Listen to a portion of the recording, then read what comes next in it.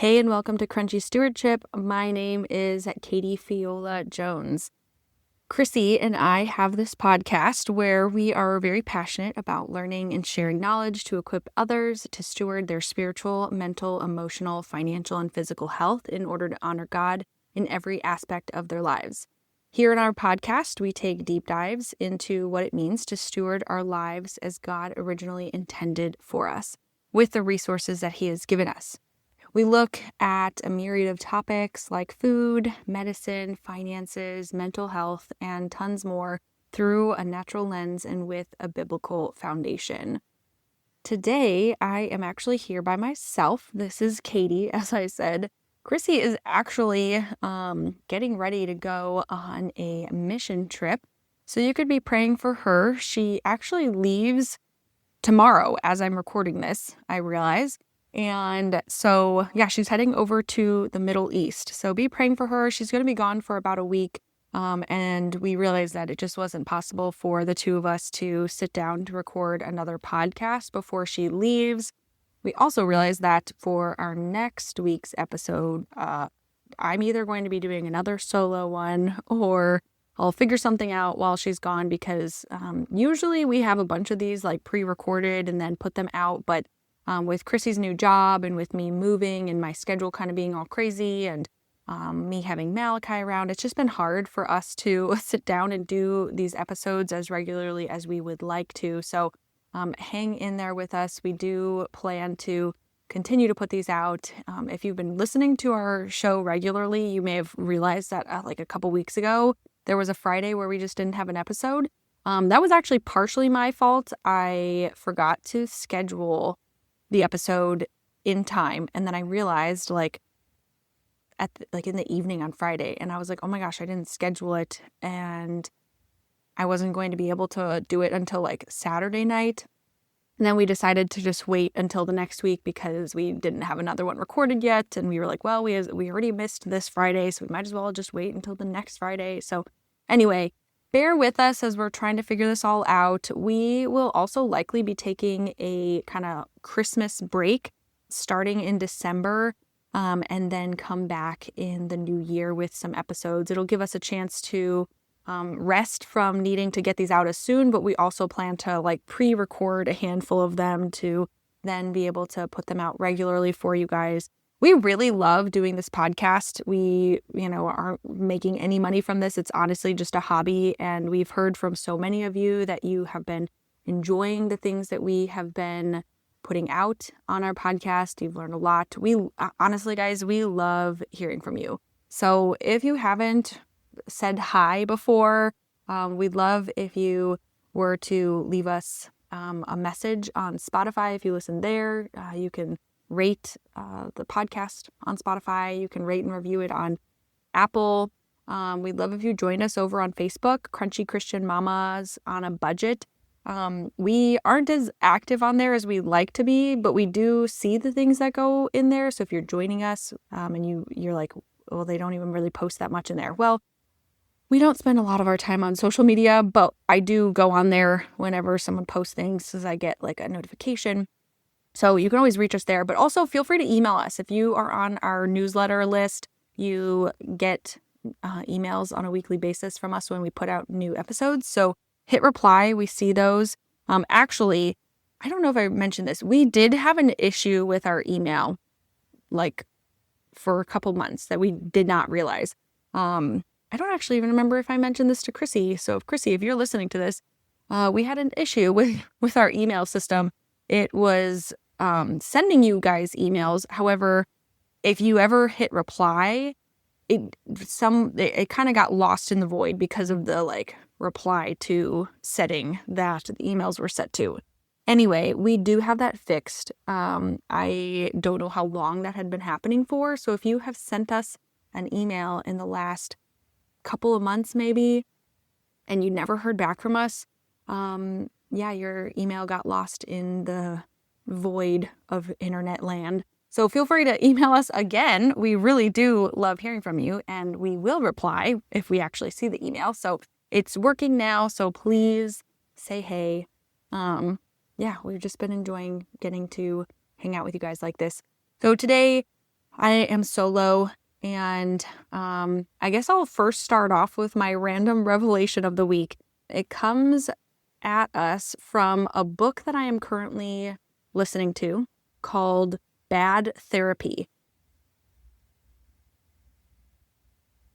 The book is written by Abigail Schreier, and it's all about why kids aren't growing up. It's very fascinating. I can't remember exactly how I stumbled upon this book. Probably, my guess is it was maybe mentioned in another book I listened to called The Anxious Generation. There's a chance that it was. Otherwise, I may have just heard this woman on a podcast or something.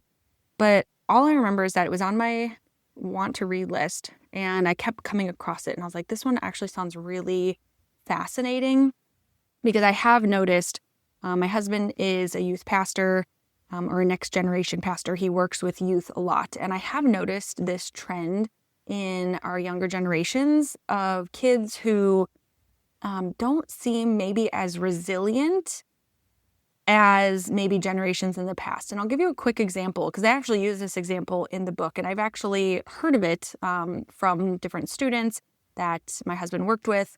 But there's kind of this trend right now that a lot of teens aren't really wanting to get their driver's licenses because of the fear of driving. They don't think that they're like up for the task, whatever it might be. It fascinates me because I can remember when I was that age, I wanted to get my driver's license as quickly as I could. And I remember signing up for driver's education right when I could, and getting my driver's license like immediately when I turned 16. Actually, it was technically the day after.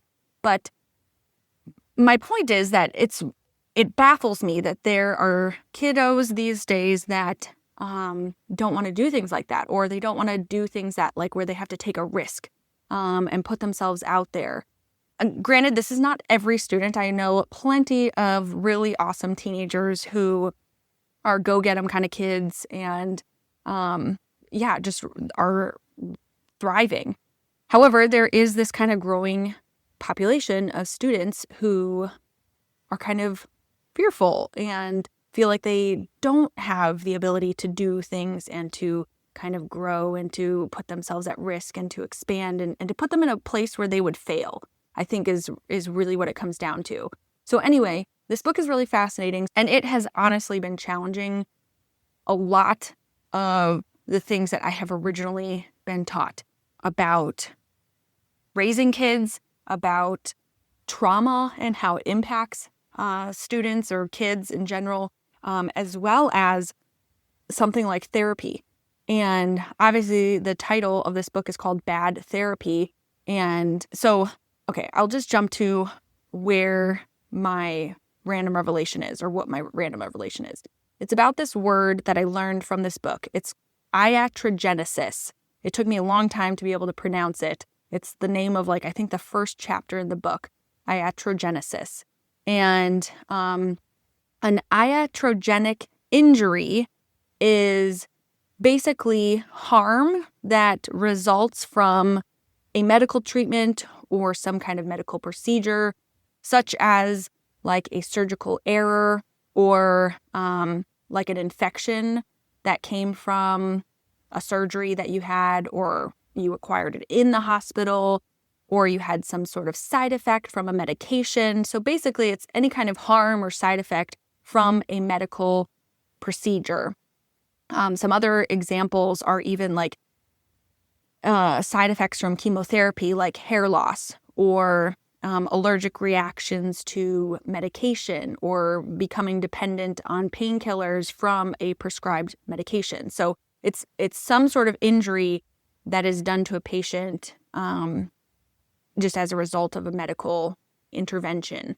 And so this woman then kind of goes on to describe in her book how many times there is this iatrogenic injury from therapy where kiddos are getting therapy, and not even necessarily kids, but adults. Anyone can get therapy, and it's almost like they have this injury, quote unquote injury, from their therapy that actually doesn't necessarily help them with whatever they've gone to therapy for, but actually maybe makes the situation worse. A really great example that she had, and it's just fascinating to me being a foster parent and having experienced kids with trauma, but she talks a lot about trauma and how there's a lot of trauma-based education these days in the schools, and anyone who works with kids is getting trauma-based education now so that they can recognize kiddos who have experienced trauma and how they can help them.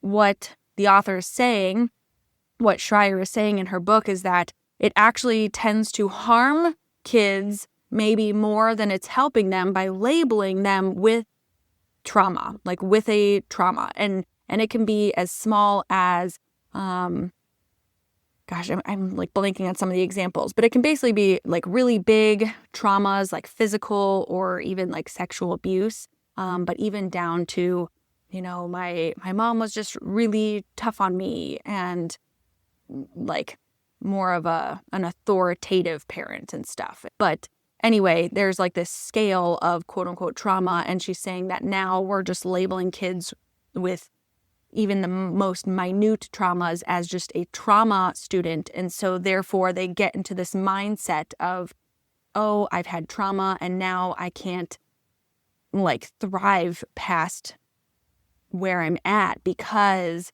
this trauma has impacted me and I am going to be impacted for the rest of my life. And so it's almost like giving, what did I say to Wes the other day? It was it's the self-fulfilling prophecy kind of concept of, if you tell someone they're a failure, or if you tell yourself that you're a failure, then you're automatically going to fail because you're not going to try, or you're not going to do anything about whatever you're trying to accomplish. So, when we label kids with, or that they have had this trauma, or, anyway, maybe I'm kind of talking in circles now, but it's the iatrogenic injury of therapy is that maybe we're doing more harm for our kids when we get them in therapy early on, versus actually helping them past the trauma. And we're focusing too much on trauma and talking about it that they kind of don't grow up past that trauma. And so anyway, I've actually kind of seen it in a very small sense, and have been hearing about it on a grander scale as well, just across the country. So yeah, give that book a listen, or a read. It's called Bad Therapy by Abigail Schreier. I'll add a link to it in our show notes so you can check it out. And yeah, there's a lot of things in there that I've just been really challenged by. They've actually named a handful of books by name that I have read in the past and have really enjoyed, but she's challenging a lot of the things that they teach in them. One of the books is The Body Keeps the Score. It's all about trauma and how your body remembers trauma and how it does impact you for a lifetime. And so she's saying how this book is kind of a part of the problem. And so that was just really fascinating to me. I don't know how much I agree with all of the things that she's saying, but it really does give me just a moment of pause as to the things that I have been taught and how much I should believe with other people, because now I am kind of seeing the things that she is talking about are those iatrogenic harms that have been done through the over-therapized generation that we have. So anyway, sorry, that was longer than I meant to talk about that word, but I am here by myself, and so I am just talking. It does seem a little weird for me to do a podcast totally by myself, but you may or may not know, I actually have a YouTube channel, and it is just myself on my YouTube channel. So I'm actually pretty used to just talking to myself or by myself. at a screen or into a microphone because I've made a lot of YouTube videos where I'm just kind of talking. Usually with my YouTube videos, they are slightly more scripted and planned and thought through. This podcast, I definitely have thoughts. I have some notes written down. So don't worry, I'm not just going to be rambling. I do have a plan for today, but it's not as probably scripted and formal as my YouTube channel. If you are curious, my YouTube channel is all about faith and finances. You can find me over on YouTube just looking at my name, Katie Fiola Jones. I'll link to it if you're curious on checking it out. I talk a lot about budgeting, personal finance from a biblical perspective. And yeah, if you're looking for ideas on saving money and things, you can go check it out, which actually kind of brings me to today's topic because I do want to talk a little bit about money and finances and how we can start saving money when trying to live this non-toxic life.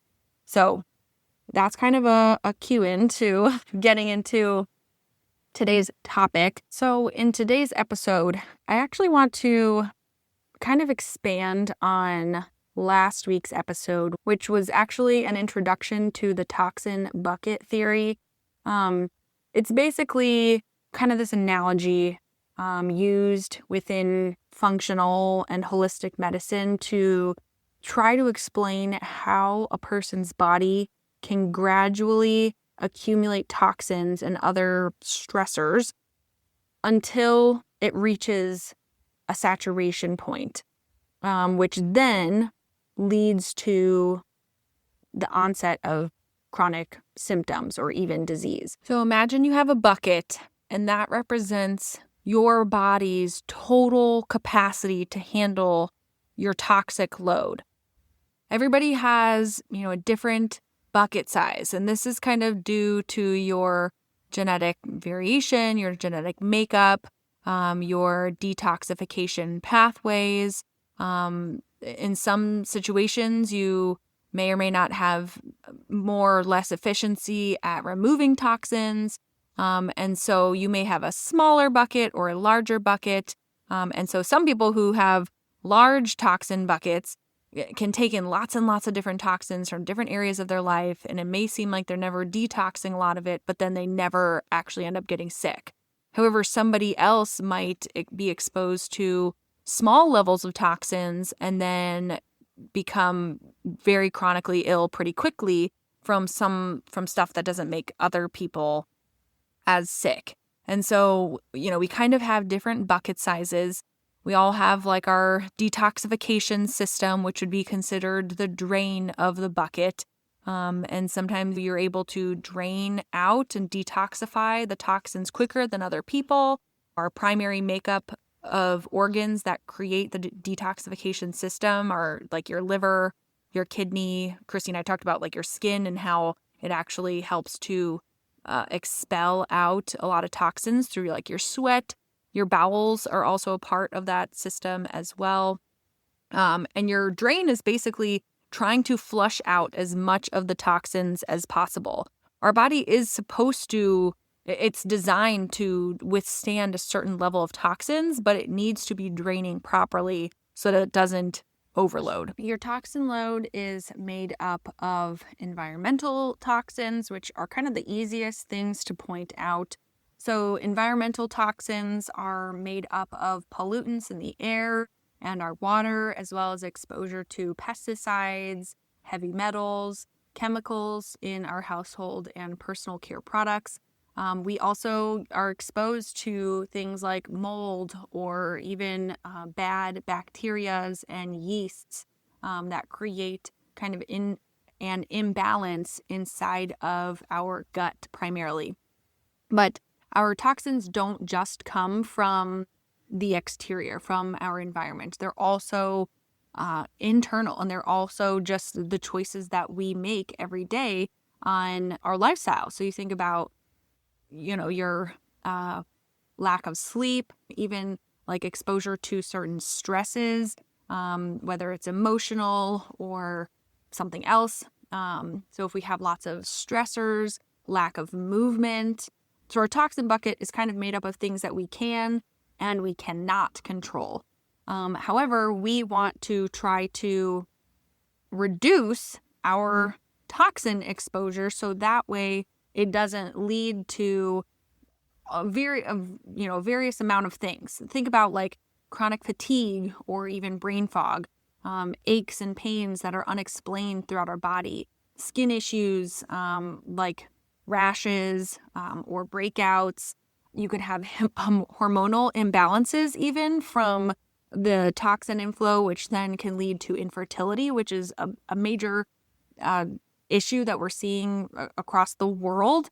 It's something that I have even been challenged with when we were trying to get pregnant with Malachi. It took us a very, very long time. And who knows what kind of toxins I had or Wes had been exposed to that kind of led to that kind of chronic condition. The toxin bucket, when you are overflowed with all these things, can also lead to sensitivities to different foods and chemicals. So if you have allergies or even things like asthma, however, the biggest things that your toxin bucket can eventually lead to are major chronic diseases, autoimmune diseases, cancers, heart problems, all the major stuff. It typically comes from an overload of toxins in your life. Now, the best way to overcome and to fight off all of the toxins, there's two ways that you can kind of empty this bucket. And that's really by reducing the inflow, so limiting your actual exposure to the toxins that you have control over. And then your option number 2 is just draining the bucket. So it's making sure that your detoxification pathways are actually working. So I want to go over some free, easy ways you can do both of these things to reduce the inflow and to kind of support your body's natural detoxification pathways, like the actual detoxification process. So you have to consider what are the things that you have the most control over and do those things. And especially if they're free, right? I mean, if there's something that's free that can help you reduce your chances of getting some sort of chronic health issue, chronic illness, why would you not be doing it, right? So some of the easiest things that we can do have to do with our food as well as our natural, like our personal care products, and the way that we are kind of reducing stress and even just helping our detoxification in general. Okay, so let's talk about some free ways to reduce the toxin inflow. So you think about like slowing down the flow of water into our bucket so that it doesn't overflow as it is draining out. These strategies really are focusing on creating a healthier environment inside and outside of our bodies without needing to buy lots of expensive new things. Yes, there might be a time and a place to go and buy extra things, but start with the things that are the easiest and that are super duper free. So think about your home. Like I mentioned this last week, but your home is full of pollutants in the air. So you want to reduce the number of VOCs, which stands for volatile organic compounds. So these it's like off-gassing basically. It comes from new items, especially when you bring new things into your home. So if you've ever like purchased something from Amazon, like a shirt, and you open it up and it has like this really weird smell to it, that is the piece of clothing literally like off-gassing. And that typically happens with items that have some sort of like plastic byproduct in it. So any kind of synthetic material that can come from our clothing, our furniture, things like our mattresses often have very high VOCs, but it also can be within our walls. I mean, things like children's cribs and stuff, they have a lot of VOCs because they're often sprayed with things that make them water resistant as well as like flame resistant, which sound like good things, but it's because there's a lot of chemicals in them that they are resistant to all these other stuff. So in order to kind of get all these VOCs out of our air, we need to sort of cleanse the air. So a very easy, free way to do that is to allow your home to like filter out the air by simply just opening all the windows for 10 to 15 minutes a day. Also, if you do or when you do bring new products into the home, like new clothes or furniture, keep them outside or in your garage or on your porch for a few days before bringing them inside. You can actually nowadays like Google or use like an AI engine to figure out how long certain products will off-gas their VOCs. And so you can find out how long you should keep something outside in order for it to kind of lose the majority of the chemicals and to off-gas as much as possible. So that's a great, easy way to help reduce the inflow of these VOCs into your air, which then get into your lungs and into your cells that create havoc. So another really easy, simple way, Chrissy and I have talked about reducing our chemical exposure from our cleaning products and personal care products, and even the scents that we use in our home. So honestly, one of the first things you can do is stop buying anything that is made with fragrances, synthetic or quote unquote natural fragrances. You really want to look for stuff that is made with the actual real item. So like actual lemons instead of lemon fragrance. When you see the word fragrance, it often or it always means made with chemicals. And so you want to stop buying those kinds of things. Stop buying like the scented wall plugins. Candles can be really bad because now they're releasing like a gas into the air when they're made with a lot of synthetic stuff. So if you're going to choose to do candles, try and do the beeswax, natural stuff. It cleanses your air when you use beeswax candles. They can be pretty expensive. So you just need to be aware of that. But you could just like stop buying the things that are made with fragrance. Stop buying Febreze. That'll actually save you money. Okay, so another really easy, practically free way to clean everything in your home, from counters to windows to floors to your bathrooms, is simply with just plain vinegar and water. Making a really simple solution, putting it in a spray bottle, spraying it around, and using like a microfiber cloth to clean everything. Literally, that is all you need to clean your house. Obviously, if you have lots and lots of dirtiness, there's some other added things you can be doing, but this is the easiest and most cost-effective way to clean your home. You don't need to go and buy the expensive cleaners from the store that have lots and lots of chemicals to destroy every piece of bacteria in your home. In fact, Chrissy and I actually talked about this on a podcast episode where this is actually harming your health more than it is helping, because you want to keep that bacteria around because your body starts to develop and build your immune system around it. And so if you're killing everything, you are not allowing your immune system to kind of do its proper job and build up slowly with small, micro exposures to different bacterias, because you're just killing every little last living thing that is in your home. So easy, simple way. You don't need to use any of the harsh stuff. Another really simple way to make your home more clean and less toxic is simply by just taking your shoes off before you walk around. Your shoes have more fecal bacteria on them than your toilet seat does, guys. Like, this is no joke. I mean, you go Google it right now and you will find out the truth about your shoes. But not only are there, fecal bacterias on your shoes, you also likely have pesticide residue.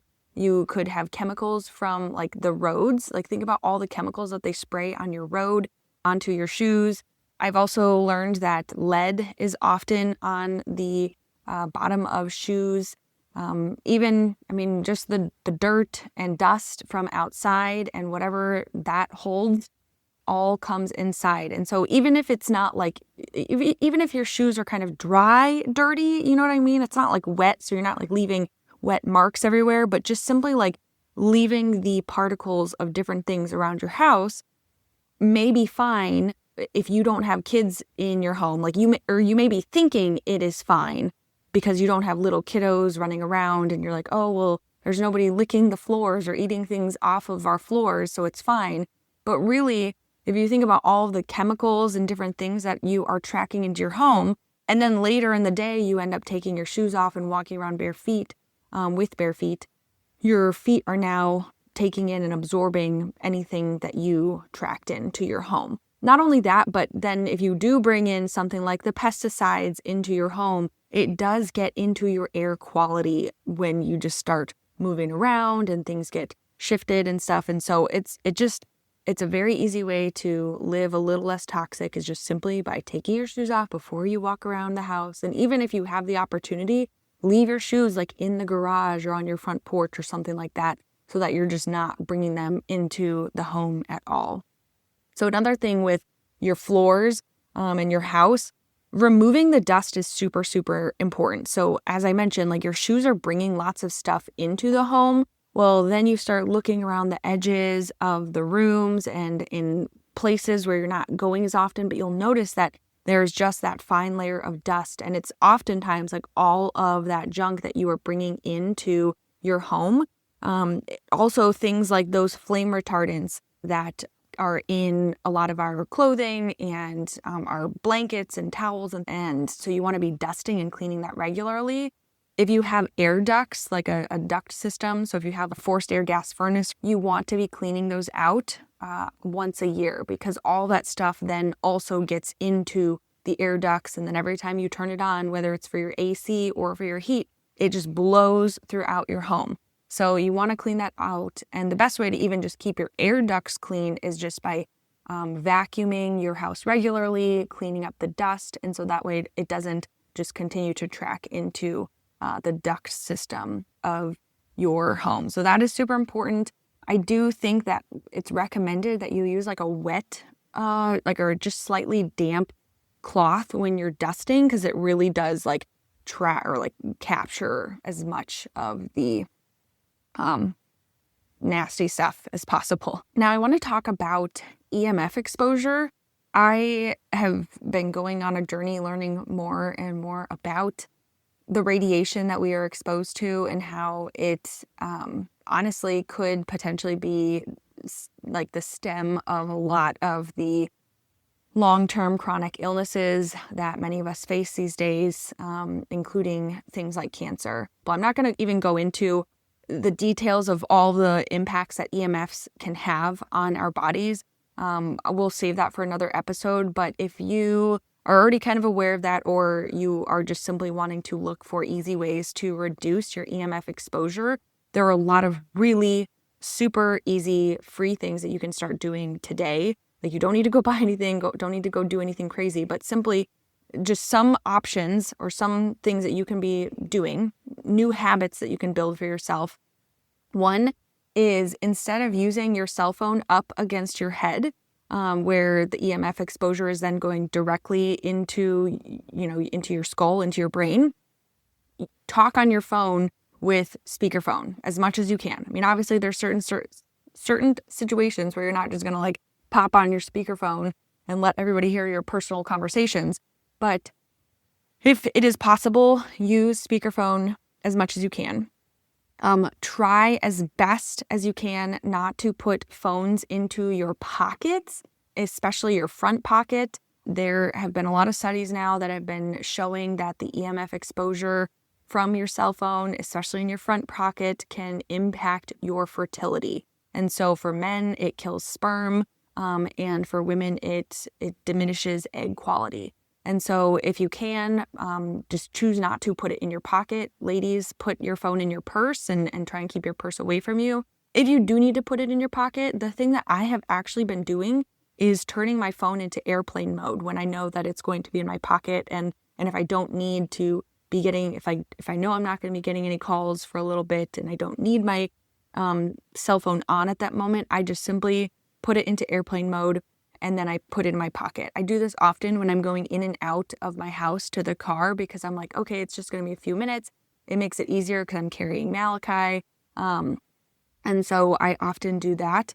And then even with that, as often as you can or as often as you think about it, put your phone in airplane mode if you're just not using it. Like if you're just hanging out and it's around, just turn it off no matter where it's located, whether it's close to you or not. It's extremely important overnight. So if you keep your phone in your room, or I would even highly recommend not keeping it in your room overnight, or don't keep any electronics in your room overnight, especially your laptop, and especially plugged in devices, because when your devices are charging and they're also connected to the Wi-Fi or connected to Bluetooth, it magnifies the EMF radiation coming off of it.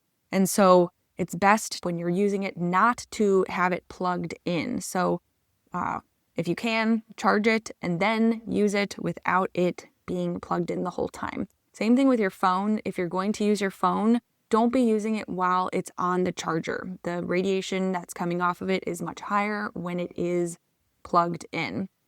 There are EMF blocking phone cases. There's a couple brands called Defender Shield and Safe Sleeve. If you're curious in checking those out, Christmas is around the corner. It could be a good thing to add to your Christmas list this year. But again, if you're looking just for easy free ways, do those things. Same thing with if you're going to use your laptop, don't use it directly on your lap. Again, it's the same thing as putting your phone into your front pocket. It does impact the fertility of both men and women. And so just be aware of that. When it comes to, so I mentioned Bluetooth very briefly. When it comes to Bluetooth, you really want to stop using as many of the Bluetooth devices as you can. It's such a pain. I actually really love smart home devices. They make life easier. They're wonderful. You can control everything from your phone, which is so cool because then you can see who's at your front door. You can change the temperature of your house before you get there. You can make sure that lights are off in rooms if you left. Anyway, I was on this journey of changing everything to smart home devices because I loved the convenience of them.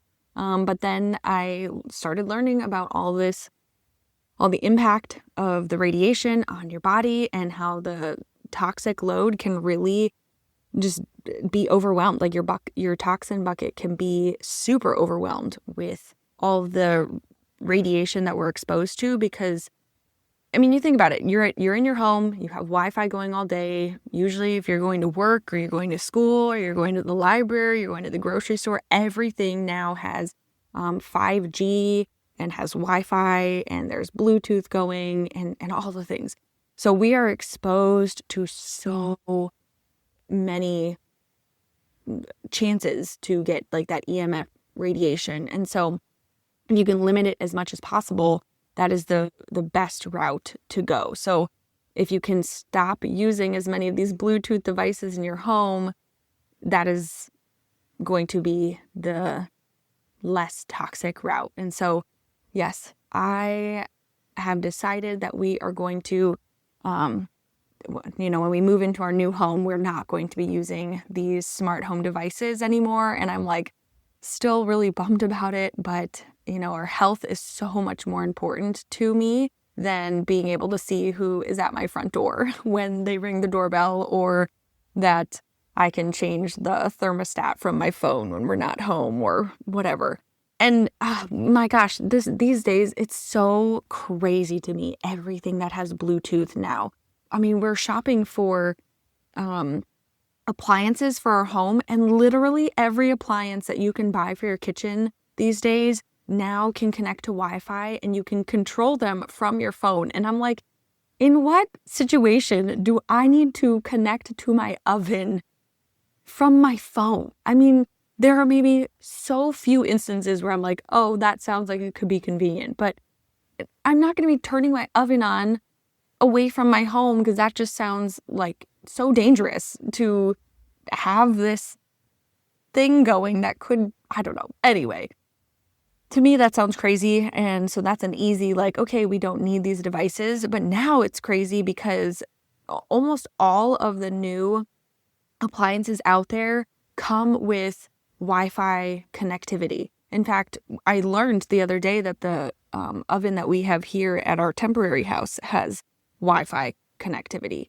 And we learned that it is connected to something because when the time changed, just here in early November, with daylight savings, it automatically changed on its own. Like, we didn't go and program it to do that. And so then we realized that it is connected to something.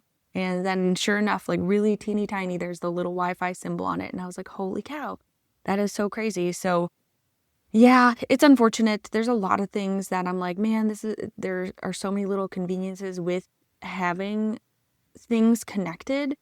But again, my theory or my own personal belief is that our health, our long-term health is so much more important than the convenience of having everything connected to our phone. So we are going to be getting rid of all of our devices that I love so much. But again, it is much healthier. I've even heard of the fact that like a lot of the Wi-Fi radiation and Bluetooth connectivity and all this stuff, like if you have them close to your bedroom, it really impacts your sleep quality. And so, if you do have a Wi-Fi router, right, which most of us have, you can turn it off at night, which is the safest way to go, is just totally, completely having it off. But at a bare minimum, make sure it is not close to your bedroom or it doesn't hang out in a room that you spend like a lot of time in. So for example, if you work from home and you spend 8 hours a day in your office, you really don't want to have the Wi-Fi router sitting directly next to you while you are working. So those are some really simple first steps that you can get started with to reduce your toxin inflow from EMFs. There are a lot of other ways nowadays that you can go overboard almost. I mean, I wouldn't say overboard is the right word, but you can dive much deeper into like limiting your EMF exposure. If you are curious, just go and Google things, but those are some easy ways to get started. We'll probably do an episode about EMFs in the future. Blue light is another one of those ones that is similar to EMF, but blue light really does impact your hormones. It impacts your melatonin production. It impacts your sleep quality in general. So with blue light, you really want to get in the habit of, stop using devices 1 to 2 hours before you go to bed. It helps your hormones regulate before going to sleep. If you have the opportunity, just stop using your laptop as often as you can during the day. I know many of us work using screens, so that's quite difficult. You could go out and buy some blue light glasses if that is a concern of yours, but limiting it as much as possible. But then in order to kind of like reverse the effects of blue light, it's really important to just simply go outside and get natural light on your eyes frequently throughout the day. So if you can go and take like a break, maybe once an hour or every other hour, and just soak in some natural light from outside, from the sun, that is going to help kind of like detox your system. So that's kind of like on the opposite side. It's not necessarily like limiting your toxin exposure, but it's going to help on the opposite side to kind of regulate your body. So that is a super easy, free way to do that. So on the other end, so I kind of went through and talked a little bit about reducing the inflow of toxins. But now if we want to examine what it looks like to support your detoxification pathways, there's a lot of great ways to do that are easy and free. The first one is simply just getting good quality sleep. We all know that while we sleep, that is your body's chance to sort of reset itself. There are different systems in your brain that are highly active during sleep that help with kind of flushing out any metabolic waste that has been accumulated during the day. So it's important to be getting 7 to 9 hours of good sleep every single night. Try to block out as much of the lights in your room as possible. Again, the blue light exposure, even in the smallest amount, so you think like your alarm clock or even the teeny tiny light that comes from your smoke detector in your bedroom, those are all impacting the quality of your sleep. So the more light that you're exposed to overnight, the worse quality of sleep that you will have. So as much as possible, you want to try and get rid of those lights so that way you sleep really well.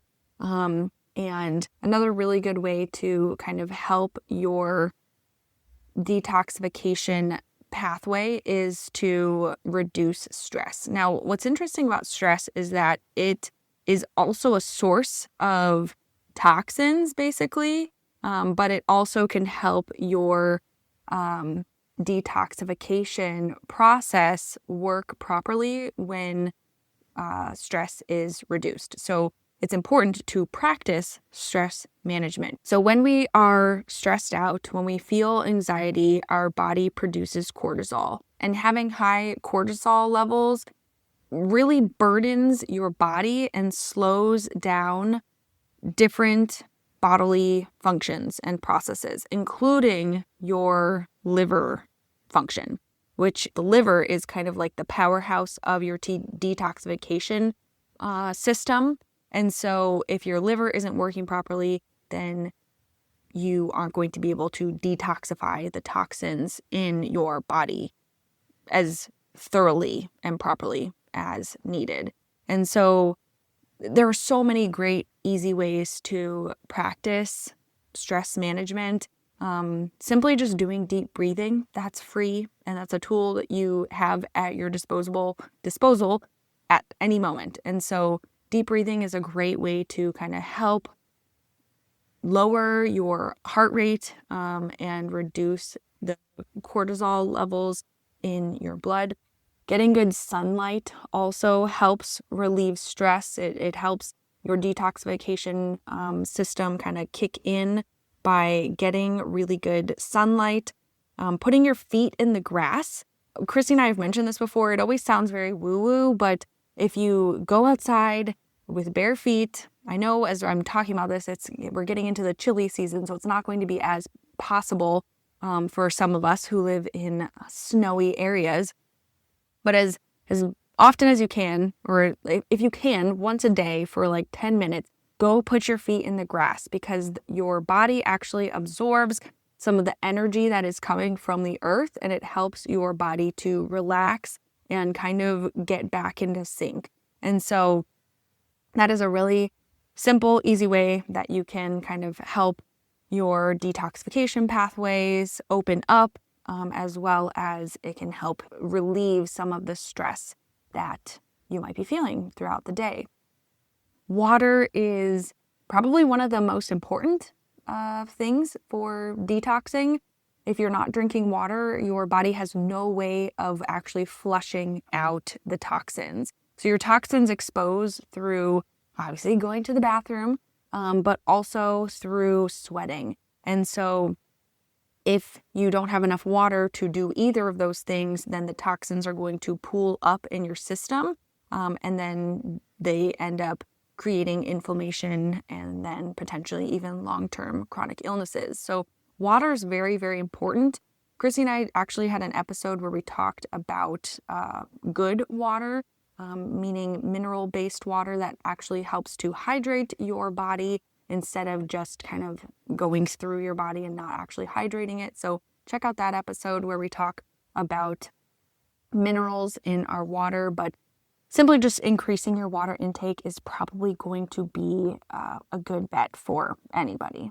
It's also really important to be moving daily. So I've kind of heard that it is important to be sweating at least once a day. So that means actually like breaking a sweat so that your body actually can expel those toxins. Again, hydration is first, but then once you are hydrated, you want to start getting those fluids moving. Your lymphatic system really relies on muscle contraction in order to move the fluids within the lymphatic system, the lymph fluid, which is where your toxins are being carried. So it doesn't have any other pump system. Like, this is the pump system. You are the pump system by moving your muscles, breaking a sweat, just simply going on a 30-minute more brisk walk is one of the easiest and freest ways to get your lymphatic system moving. So you just need to be promoting sweat. If you have kiddos, that can sometimes be easy. Just like have a little dance party at home, 30 minutes, just jumping around and doing things. Even just like vacuuming often can break a sweat if if you have a big enough home. So just think about those little things in your day to kind of start getting the lymphatic system going so that you can actually detoxify your system. Okay, so I wanted to give you a few of those easy, quick ways to start to live a less toxic lifestyle for free. But again, I mentioned that there is definitely a time and a place for us to be spending extra money on living a less toxic lifestyle. And so you really have to ask yourself at a certain point, once you've kind of reached a limit of doing all the free things, what is that next best step that I can take in order to continue to live this non-toxic lifestyle? And really what it comes down to is, how important is your health to you? And what does it mean for you to stay healthy long term? And I heard it said really well. I was on some podcast that, as believers, we know that our body is a temple. Our body is a place where the Holy Spirit dwells. And we need our bodies to be working properly in order to continue the good work of sharing the gospel with others. And so not only is taking care of your body about your own health and your own comforts, like long term, like staying healthy, it's not about just looking good and feeling your best, but it really is a way that we can be honoring our Father who gave us these bodies in the first place. They are not our own. They are on loan from God, and we want to take as best possible care as we can of these bodies. And so I really do see all of this as an act of worship, and there have been points in our journey where we have decided that, yes, this thing is worth spending a little extra money on because we want to glorify God in this way. And so it's important for you to kind of have that conversation with a spouse if you're married, but also just with the Lord, deciding, between you and God, like, what is that next step that I can take in order to continue to live a less toxic lifestyle? And sometimes that might mean spending a little extra money here or there, and that's okay. So the next step that I just want to encourage you with when you get to that point is simply to create a solid budget that will help you prioritize making these decisions. And so setting aside money to put towards a larger grocery budget, if that means increasing your grocery budget to buy higher quality foods. It might mean saving money for an air filtration system or a water filtration system. It could mean saving money to buy organic cotton clothing or organic cotton sheets, a new mattress that isn't riddled with fire retardant materials and waterproof materials sprayed into it. There are a lot of things that you can be spending your money on in this journey, and I'm not here to tell you which thing that you need to go and spend money on, but the important thing is to consider what area you think will make the biggest impact for your health, that God might be calling you to make a change with, and start setting aside money for that.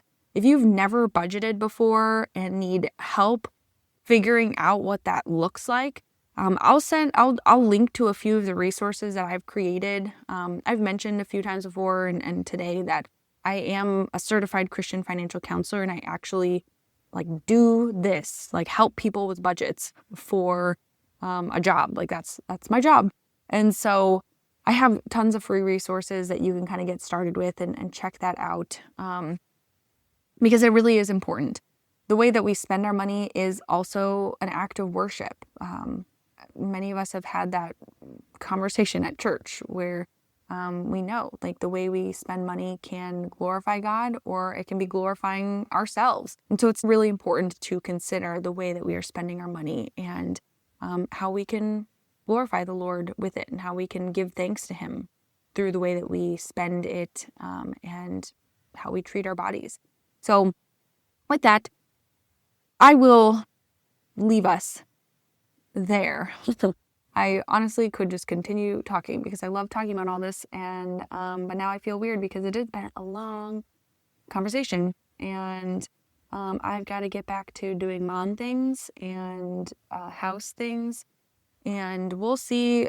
Stay tuned for next week's episode if there is one. If there's not, I'm sorry, but if there is, it might just be myself again.